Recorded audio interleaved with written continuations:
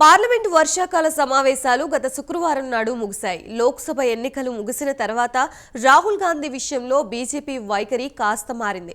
గతంలో మాదిరిగా రాహుల్ని తేలిగ్గా తీసుకోవడం లేదు. రాహుల్ గాంధీ లోక్సభలో ప్రసంగిస్తూ ఉండగా సాక్షాత్తు ప్రధానమంత్రి నరేంద్ర మోదీ 2 సార్లు జోక్యం చేసుకోవడాన్ని బట్టి చూస్తే రాహుల్ గాంధీతో మరింత కాన్ఫిడెన్స్ పెరిగినట్లుగా తెలుస్తోంది. రాహుల్ గాంధీ తాను ప్రసంగిస్తున్నప్పుడు ట్రెజరీ బెంచీలు అడ్డుకోవడంతో రాహుల్లో కాన్ఫిడెన్స్ లెవెల్స్ మరింత పెరుగుతుంది తప్ప తగ్గడం లేదు.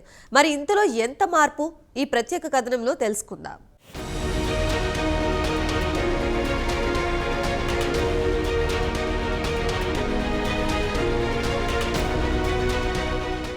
గతంలో మాదిరిగా కాంగ్రెస్ ప్రతిపక్ష నాయకుడు రాహుల్ గాంధీని అధికార బీజేపీ తేలిగ్గా తీసుకోవడం లేదు.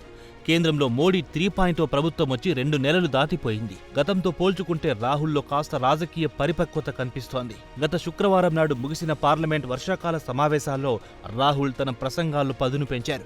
బీజేపీకి తన సత్తా ఏంటో చూపించారు. రాహుల్ లోక్సభలో అనర్గళంగా ప్రసంగిస్తున్నప్పుడు ప్రధానమంత్రి నరేంద్ర మోదీ వరుసగా 2 సార్లు జోక్యం చేసుకోవడం చూస్తే గతంలో మాదిరిగా కాకుండా ప్రస్తుతం బీజేపీ రాహుల్ను సీరియస్గా తీసుకుంటోంది. దీంతో రాహుల్లో సెల్ఫ్ కాన్ఫిడెన్స్ మరింత పెరిగిపోతోంది.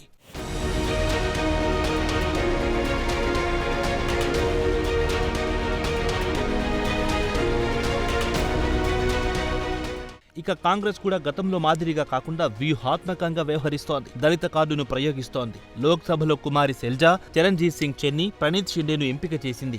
డిబేట్లో వారు అనర్గళంగా మాట్లాడుతూ బీజేపీకి ముచ్చెమటలు పట్టిస్తున్నారు. ఇక 43 ఏళ్ల షిండే విషయానికి వస్తే భవిష్యత్తులో మహారాష్ట్రలో ఆమె కాంగ్రెస్ తరపున కీలక పాత్ర పోషించనున్నారు.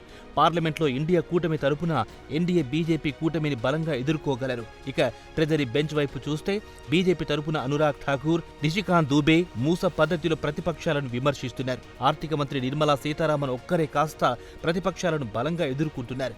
మిగిలిన వారు పార్లమెంట్ వర్షాకాల సమావేశంలో పెద్ద ప్రభావం చూపించలేకపోయారు.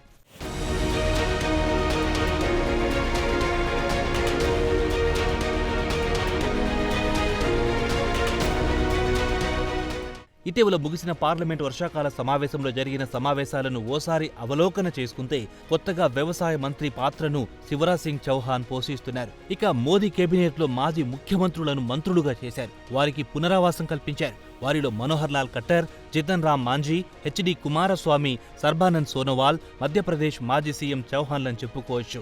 ఇక చౌహాన్ ప్రసంగం పట్ల అధికార పార్టీకి చెందిన సభ్యులే విసుగు చెందారు. లోక్సభలో 15 నిమిషాల ప్రసంగంలో ఆయన 1947 నుంచి ఇప్పటి వరకు జరిగిన అంశాలను ప్రస్తావించారు. జవహర్ లాల్ నెహ్రూ తన ప్రసంగంలో ఎక్కడ రైతు అనే పదం ప్రస్తావించలేదని వేలెత్తి చూపించారు. గతంలో మోదీ ప్రభుత్వంలో వ్యవసాయ మంత్రి తరచూ వార్తల్లో కనిపించేవారు, వినిపించేవారు. చౌహాన్ కు కొత్తగా మంత్రి పదవి ఇష్టం లేనట్టుంది. ఎందుకంటే 5వసారి ముఖ్యమంత్రి కావాలని కలలు కన్న చౌహాన్ను మరింత పెద్ద పాత్ర పోషించాలన్న సాకు చూపించి కేంద్ర మంత్రి పదవిని కట్టబెట్టారు.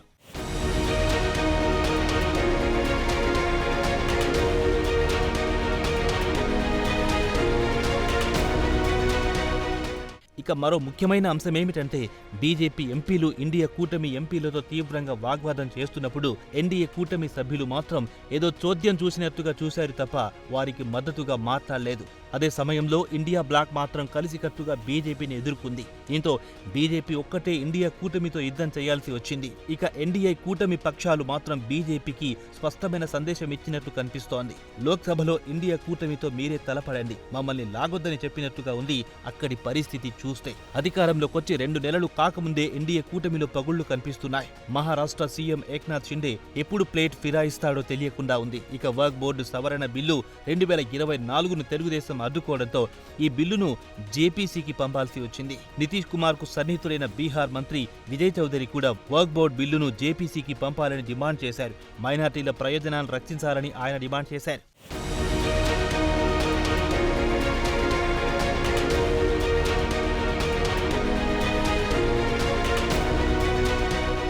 ఇక లోక్సభలో ఎన్డీఏ కూటమి బతికి బట్టకట్టాలంటే టీడీపీ, జేడీయూ మద్దతు తప్పనిసరి. ఈ 2 పార్టీలకు సభలో మొత్తం 28 ఎంపీలున్నారు. ఈ 2 పార్టీలు ప్రతిపక్షాలతో కలిసి బిల్లును ఆమోదింపచేయకుండా విజయవంతంగా జాయింట్ పార్లమెంటరీ కమిటీకి పంపించింది. అయితే వచ్చే అక్టోబర్, నవంబర్ నెలలో శాసనసభ ఎన్నికలు జరగనున్నాయి. బీజేపీ కూడా అందుకే బిల్లు గురించి పెద్దగా పట్టించుకోలేదు. అయితే భవిష్యత్తులో ఎన్డీఏ కూటమి కలిసికట్టుగా ఉండకపోతే తీవ్ర ఇబ్బందులు తప్పవనే టాక్ అధికార బీజేపీలో వినిపిస్తోంది. ఇక మహారాష్ట్ర శాసనసభకు ఎన్నికలు సమీపిస్తున్న నేపథ్యంలో సీట్ల సర్దుబాటు వద్ద ఇబ్బందులు తలెత్తే అవకాశాలు కనిపిస్తున్నాయి. 2019లో బీజేపీ సొంతంగా ప్రభుత్వాన్ని ఏర్పాటు చేయగలిగింది. అయితే వచ్చే శాసనసభ ఎన్నికల్లో బీజేపీ స్వతంత్రంగా ప్రభుత్వం ఏర్పాటు చేసినంత సీట్లు ఇటు షిండే అటు అజిత్ పవార్లు ఇస్తారా అనేది అనుమానమే.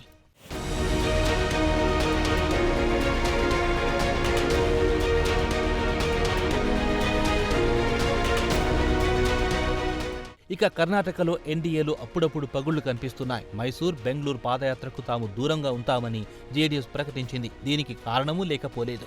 BJP MLA Preetham Gowda Prajwal Revanna sex video pen డ్రైవ్లను బహిర్గతం చేశాడని జేడీఎస్ ఆగ్రహంతో ఉంది. అది కాకుండా తమ నియోజకవర్గాల్లో బీజేపీ బలోపేతం కాకుండా జేడీఎస్ అడ్డుకుంటోంది.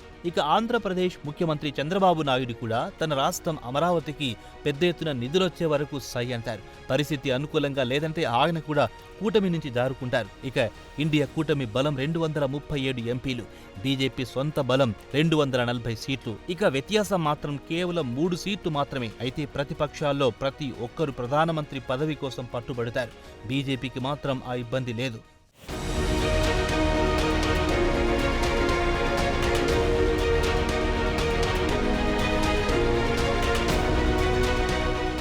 బాబు, నితీష్, షిండేకు వారి వారి ఓటు బ్యాంక్ ఉంటుంది. ఈ ఏడాది మహారాష్ట్ర, జార్ఖండ్, హర్యానా, జమ్మూ కశ్మీర్ శాసనసభకు ఎన్నికలు జరగనున్నాయి. అయితే గతంలో మాదిరిగా వచ్చే శాసనసభ ఎన్నికల్లో మోదీ చరిష్మా పని చేయకపోవచ్చని విశ్లేషకులు అభిప్రాయపడుతున్నారు.